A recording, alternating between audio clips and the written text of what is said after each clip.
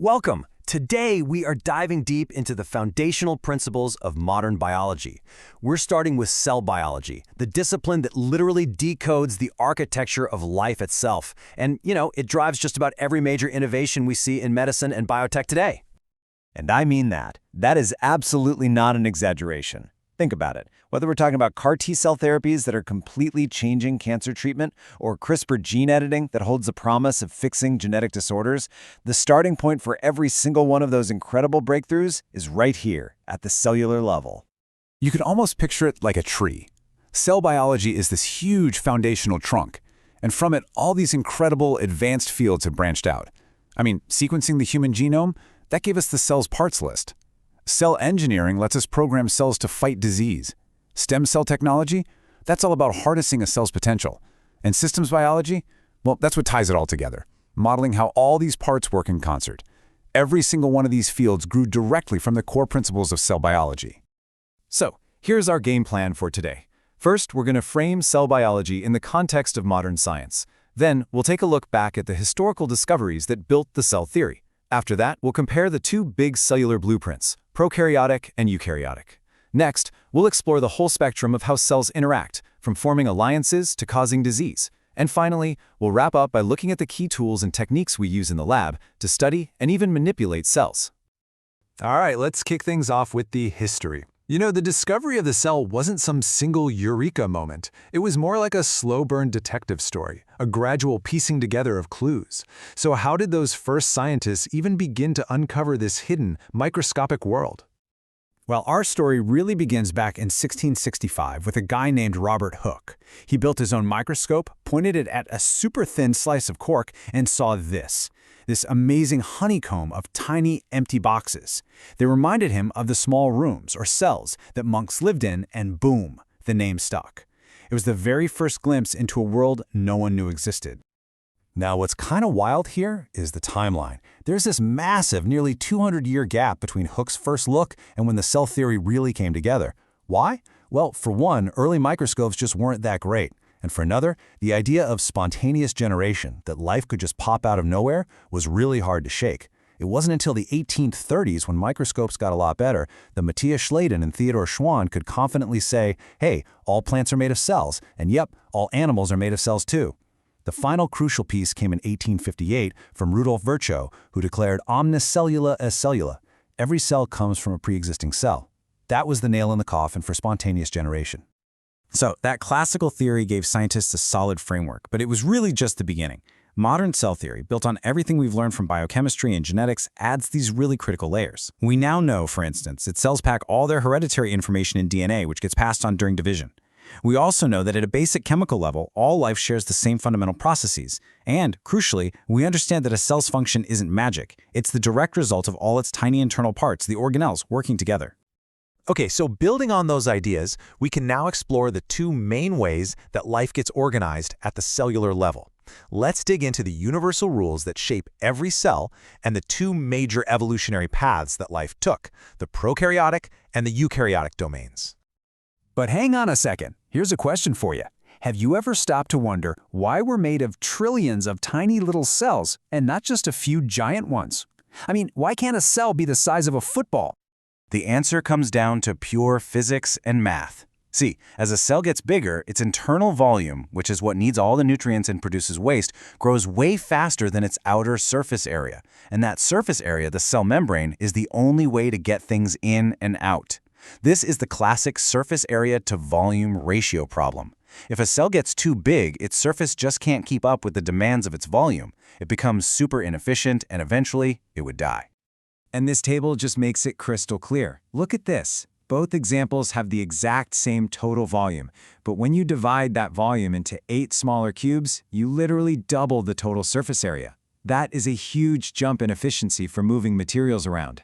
So being small isn't a limitation. For a cell, it's a massive advantage. So even with that size limit, life found two very different ways to build a cell, prokaryotic and eukaryotic. The real defining difference between them is all about internal organization. Prokaryotic cells are simple. They don't have a nucleus or any of those other membrane-bound compartments. Eukaryotic cells, on the other hand, are all about compartments. They've got a nucleus to protect their DNA and a whole system of internal membranes that create specialized workshops for different jobs. And this side-by-side just says it all, doesn't it? Over on the left, you've got the simple prokaryote. Its DNA is just sort of bundled up in the cytoplasm in a region we call the nucleoid. But on the right, the eukaryote is like a bustling city. Its DNA is safely stored inside the nucleus, and it's got all these specialized organelles like mitochondria, each one doing a very specific job. Okay, so that raises a huge evolutionary question, right? How in the world did the eukaryotic cell get all those complex internal parts? Well, the leading idea is an incredible story about an ancient alliance, a symbiotic event that completely changed the tree of life and paved the way for complex, multicellular organisms like us. This is the endosymbiotic theory, and it is a cornerstone of modern biology. The idea is that organelles like mitochondria and chloroplasts started out as free-living bacteria. At some point, an ancient host cell swallowed one up, but instead of digesting it, they formed a partnership. The little bacterium got protection and nutrients, and the big host cell got a new superpower, like super-efficient energy production. The evidence for this is amazing. Mitochondria and chloroplasts have their own DNA, their own bacteria-like ribosomes, and they even reproduce on their own inside our cells. And if you think this sounds like some crazy story from billions of years ago, check this out. This is a picture of a modern amoeba. And those little green things inside?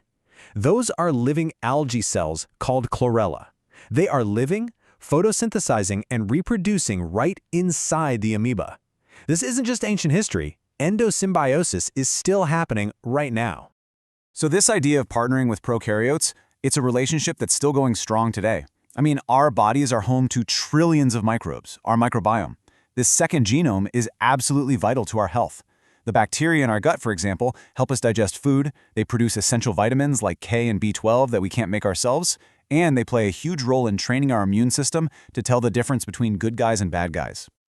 But of course, there's a flip side. The prokaryotic world also contains some really dangerous pathogens. Take Clostridium, for instance. This group produces some of the deadliest toxins known, causing diseases like tetanus and botulism.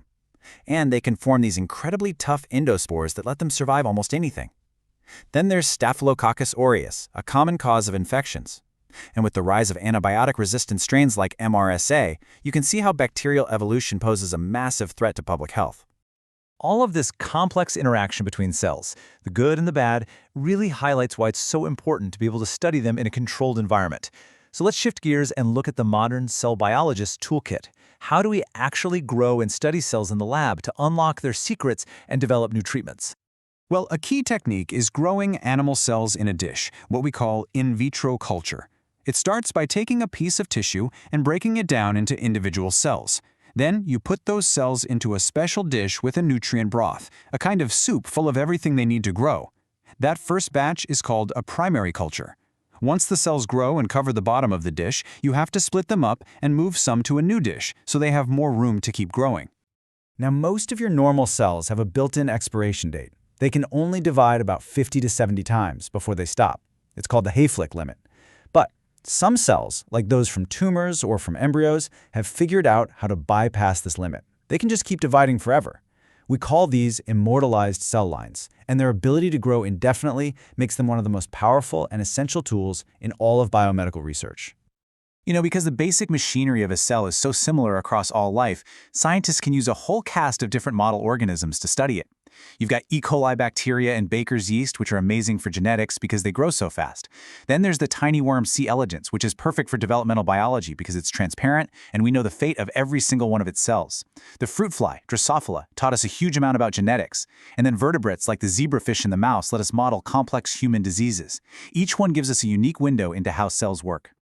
So from Robert Hooke's first sketch of a cork cell to our current ability to completely rewrite a cell's genetic code, the journey of cell biology is really the story of understanding life itself. So what's next? The next chapter is probably going to be written where single-cell analysis, synthetic biology, and AI all meet, allowing us not just to watch life happen, but to design and engineer it with incredible precision. The story of the cell is nowhere near finished. In fact, in a lot of ways, it feels like we're just now learning to speak its language.